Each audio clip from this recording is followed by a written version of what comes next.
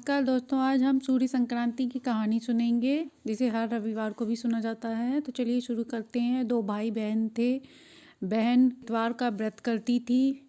इतवार महाराज आते और 4 लड्डू चांदी का कटोरा देकर चले जाते। लड्डू खा लेती, कटोरा कोठरी में रख देती। एक दिन भावच की कोठरी खोल के देखी, जगमग हो रही है।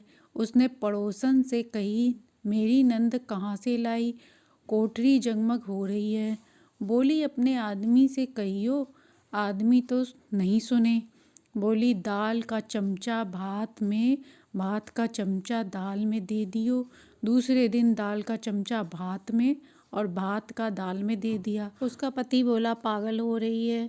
वह बोली, मैं पागल नहीं हो रही, पागल तो तुम्हारी बहन हो रही है। पता नहीं कहाँ से लावे, कोठरी में कटोरों की जगमग हो रही है, इसे घर से निकाल दो। भाई बोला, जी मामा के चले। वो जाने थी कैसे मामा के जावे हैं।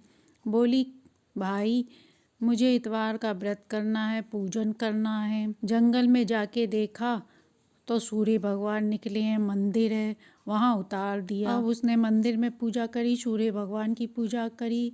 तब सूर्य भगवान महाराज आए, 4 लड्डू एक चांदी का कटोरा दे के जाने लगे।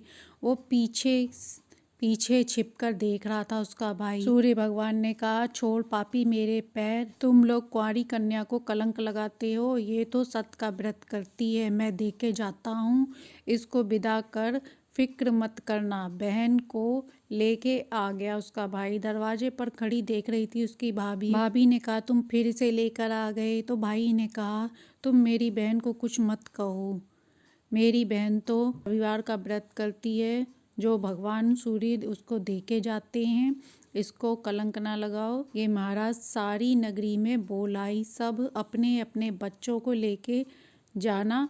मेरी ननंद रविवार का व्रत रखती है, उसको 4 लड्डू और चांदी का कटोरा मिलेगा। तो लड़की चिंता में एक टांग पे खड़ी हो गई और बोली, हे सूर्य नारायण भगवान, मेरी लाज रखो। 3 बार उसने कही, सूर्य नारायण भगवान सबको 4 लड्डू चांदी का कटोरा दे के चले गए।